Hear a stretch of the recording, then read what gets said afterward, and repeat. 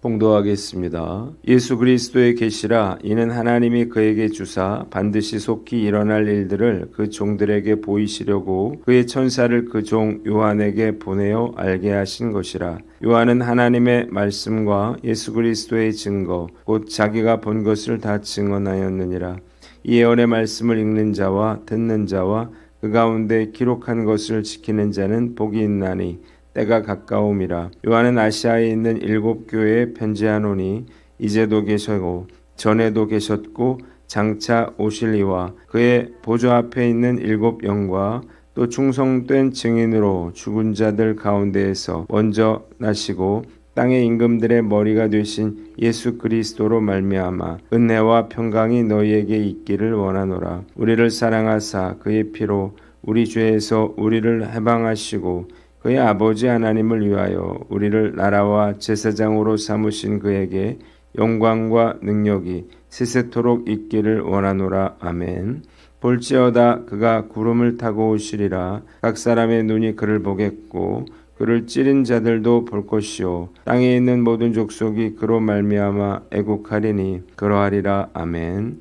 주 하나님이 이르시되 나는 알파와 오메가라. 이제도 있고 전에도 있었고 장차 올 자요 전능한 자라 하시더라. 아멘. 오늘은 요한계시록 1장 말씀을 가지고 읽는 자, 듣는 자, 지키는 자라고 하는 제목으로 묵상 나눔하도록 하겠습니다. 먼저 1절로 2절 말씀인데 1절을 봅니다. 속히 일어날 일들을 보이시려고 천사를 요한에게 보내어 알게 하신 것이라 그랬습니다. 요한계시록은 예수 그리스도께서 장차 반드시 일어날 일들을 요한에게 보여주신 하나님의 계시를 기록한 책입니다. 요한은 보고 들은 모든 것을 다 기록했습니다. 본문이 우리에게 주는 교훈이 있는데 첫째로 고난 중에 소망을 가져라는 것입니다. 요한계시록은 1차적으로는 극심하게 가해지는 로마의 박해로 말미암아 말할 수 없는 고통을 당하고 있는 초대교회 교인들에게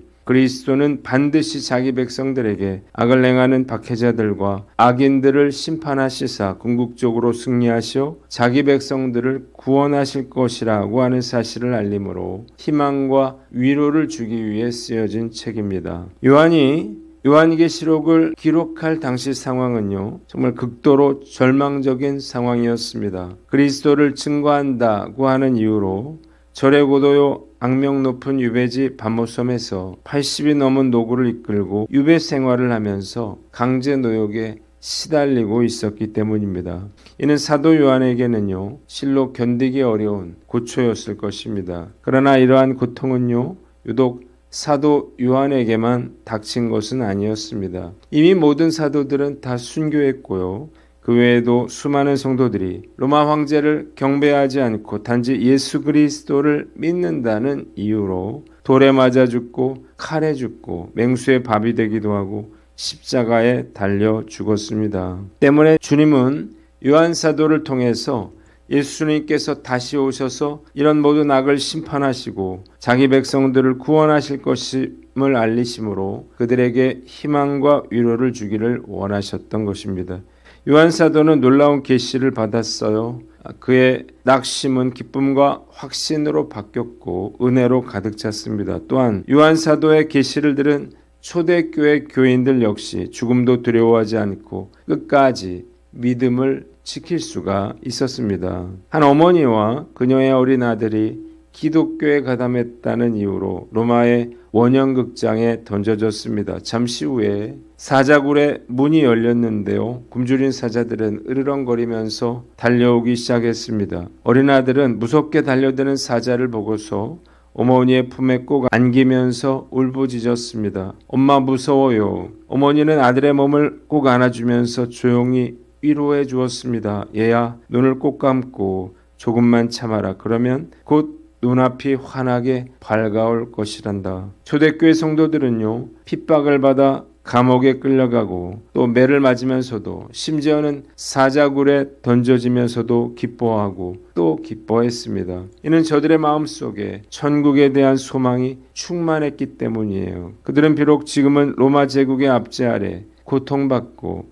불의가 득세하고 악이 횡행한다고 해도 결국 예수님께서 악한 세력을 멸하시고 승리하실 것을 믿었습니다. 그러나 계시록은 초대교회 교인들만을 위한 것은 아니었습니다. 궁극적으로는 모든 세대의 하나님의 백성들에게 그리스도의 재림을 소망하며 살도록 하기 위해서 주신 것이었습니다. 계시록은 1차적으로는 요한과 초대교회 교인들을 위로하고 소망을 주려는 목적을 가지고 있었지만 궁극적으로는요, 오고 오는 모든 세대의 하나님의 백성들에게 희망과 위로를 주는 보편적인 의미를 가진 책이었습니다. 그리스도께서 다시 오실 때까지 이 세상에서 자기 십자가를 지고 악의 세력과 투쟁하면서 하늘나라를 건설하는 모든 사람들에게 소망을 가지고 믿음으로 살아가라고 권면하고 있는 것입니다. 말씀 묵상하면서 만일 제가 1세기 후반경에 이 로마의 한복판에 있었다면 휘몰아쳐 오는 이러한 절망적인 상황을 과연 극복해낼 수 있었을까 생각을 해봅니다. 쉽지 않은 일이죠. 그러나 우리가 지금 살아가고 있는 상황도 만만치는 않습니다. 날마다 힘들고 어려운 일들이 일어납니다. 그래서 소망을 잃어버려요. 저도 어느 순간에 두려움에 사로잡힐 때가 있습니다. 그러나 어떤 어려움이 있더라도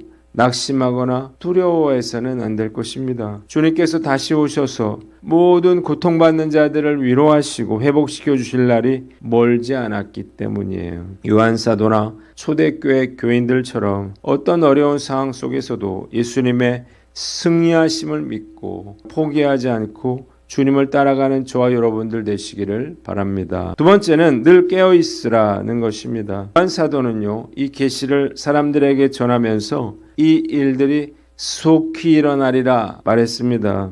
예수님의 제자들은요, 심지어 그들이 살아있을 때 예수님이 재림하실 줄로 생각했습니다. 그런데 2025년이 된 지금도 예수님은 재림하시지 않고 있습니다. 어떻게 된 일일까요? 이유가 있죠. 여기서 말하는 때는요, 우리가 생각하는 시간과 의미가 다르기 때문입니다. 시간에는 두 가지 용어가 있는데요. 크로노스와 카이로스입니다. 크로노스는 우리가 흔히 말하는 쉬지 않고 흘러가는 시간을 말합니다. 카이로스는요, 바로 여기에서 때라고 번역된 단어인데요. 카이로스는 크로노스와 달리 작정된 시간을 말하는 거예요. 특별한 의미가 부여된 시간이죠. 초대교회는 처음에는 크로노스의 시간으로 예수님의 재림을 기다렸습니다. 그러나 시간이 흐르면서 예수님의 재림 사건은 크로노스의 시간이 아닌 카이로스의 시간임을 깨닫게 되었습니다. 주님의 시간과 우리의 시간은 분명히 다릅니다. 베드로후서 3장 8절에 사랑하는 자들아 주께는 하루가 천년 같고 천년이 하루 같다는 이 한 가지를 잊지 말라고 했습니다. 나이가 들면서요, 저는 요즘 이 말의 의미가 무엇인지를 조금 이해할 수 있을 것만 같습니다. 세월이 얼마나 빠른지요. 20년 전에 일어난 일이 엊그제 일어난 일 같고 너무나 생생하기 때문이에요. 만일 우리가 천년을 살 수 있다면요, 천년도 하루같이 느껴질 수가 있을 것입니다. 중요한 것은 때가 가깝다는 거예요. 예수님은 여러 번 말세의 징조에 대해서 말씀하셨는데 지금 곳곳에 전쟁과 재해와 지진과 기근이 일어나고 있습니다. 이것은 그만큼 말세가 가깝다는 것을 보여주는 증거입니다. 때가 가깝다라고 하는 것은요, 마지막 때를 살고 있는 우리들이 영적으로 항상 깨어 있어야 한다는 것을 교훈해 주는 거예요.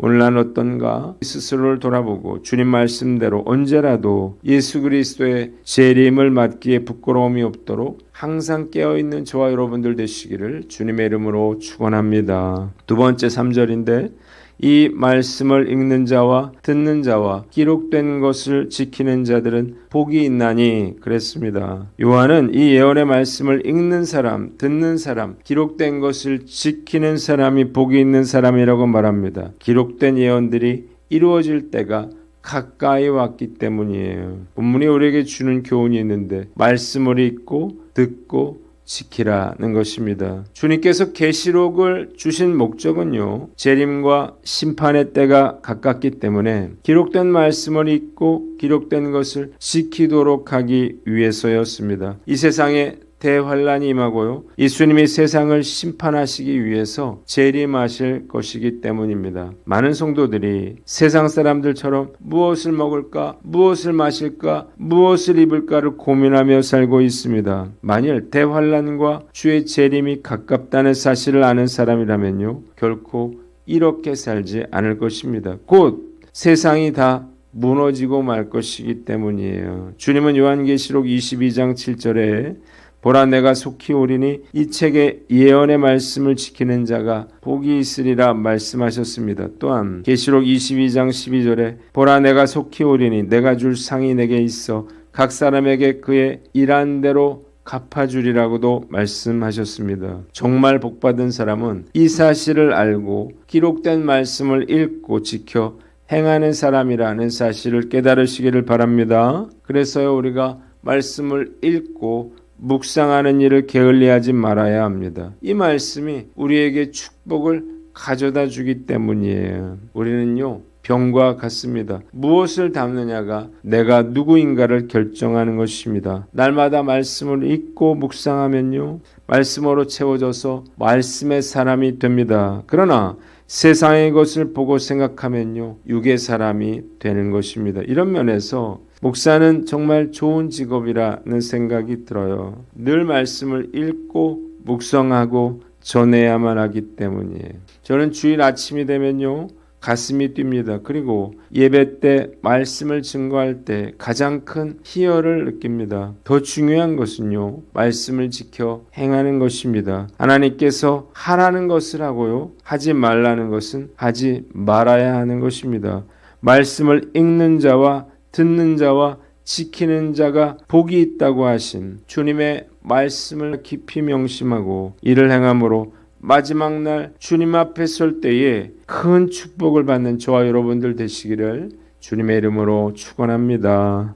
마지막으로 4절로 8절 말씀인데요, 7절을 봅니다. 볼지어다 그가 구름을 타고 오시리라고 했습니다. 요한 사도의 예언의 대상은요, 아시아 지방에 있는 7교회였습니다. 그는 하나님과 성령님과 예수 그리스도께서 그들에게 은혜와 평강을 내려주시기를 기도했습니다. 예수 그리스도는 우리를 사랑하셔서 자신의 피로 우리를 모든 죄에서 해방시켜 주셨고 천국 백성으로 삼아 주셨을 뿐만 아니라 하나님을 섬기는 거룩한 제사장으로 삼아 주셨습니다. 이 예수께서 장차 구름을 타고 다시 오실 때 모든 사람들이 그분을 볼 것인데 그분을 찌른 자들도 볼 것이요 땅에 있는 족속은 그분으로 인해서 가슴을 치며 울 것이라고 했습니다. 반드시 그렇게 된다고 했습니다. 예수님은 알파와 오메가요, 지금도 계시고 전에도 계시고 장차 오실 전능하신 하나님이라고 말하고 있습니다. 7절에 땅에 있는 모든 족속은 예수 그리스도를 믿지 않는 사람들을 말하는 거예요. 그들은 결국 자신들이 예수님을 믿지 않은 것으로 인해서 가슴을 치며 후회하게 될 것입니다. 하나님의 무서운 심판을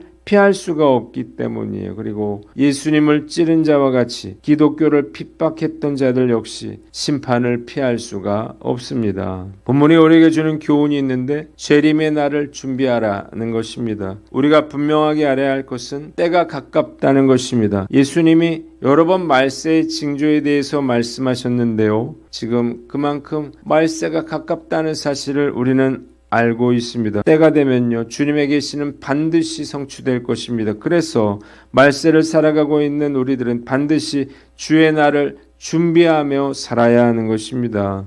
한 영국 선원 한 명이요, 뉴욕시의 한 선교회를 찾았다가 마음에 별다른 영향을 받지 못한 채 선교회를 나서려 할 때 한 사역자가 현관문에서 작은 카드 하나를 그의 손에 쥐어 주었습니다. 그 카드에는요, 다음과 같은 말이 인쇄가 되어 있었어요. 내가 오늘 밤 죽는다면 나는 무엇으로 갈 것이다. 공란 밑에는요, 여기에 써 넣으시고 당신의 이름을 기록하시오라고 되어 있었어요. 이 선원은 카드를 읽어보지도 않고 호주머니에 집어넣고는 배를 타러 갔습니다.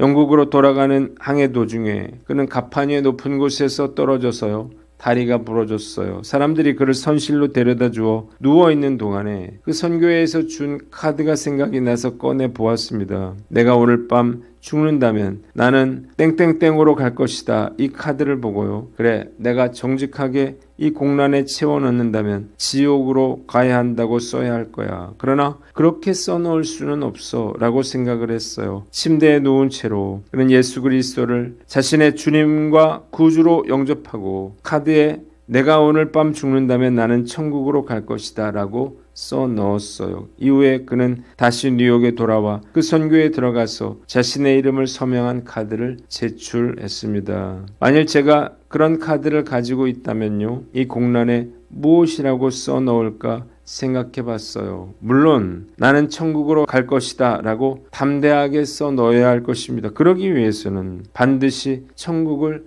준비하는 삶을 살아야 하는 것입니다. 본서에 쓰여진 계시는 반드시 성취될 것이고, 계시가 성취되는 날은 믿는 자들에게는 축복의 날이고 기쁨의 날이지만 믿지 않는 자들에게는 비극의 날이요 애통의 날이 될 것입니다. 때문에 우리는 반드시 종말을 준비해 살아야 하는 것입니다. 그런데 많은 크리스천들이 천국에 대해서 무관심한 것 같아요. 대부분 천국에 대해서 언젠가 우리가 죽어서 갈 곳이지 라고만 생각합니다. 이렇게 된 이유가 무엇인가요? 우리의 시선을 빼앗는 것이 너무나 많고, 그래서 온통 세상만을 바라보다 보니까 천국에 무관심해진 것입니다. 점점 더 천국에 대한 소망을 잃어버리고 있습니다. 이 땅에서 천국을 살려고 그래요. 그러다 보니까 아무것도 준비되지 못한 채 종말을 맞게 되는 것입니다. 심지어는요, 믿는 성도들 중에도 천국을 믿지 않는 성도들이 있습니다. 정말 안타까운 일인데요. 내가 믿지 않는 천국을 갈 수는 없을 거예요. 제가 목사로서 해야 할 가장 중요한 일 중에 하나는 성도들로 하여금 주의 재림을 준비하며 살도록 하는 것입니다. 우리가 함께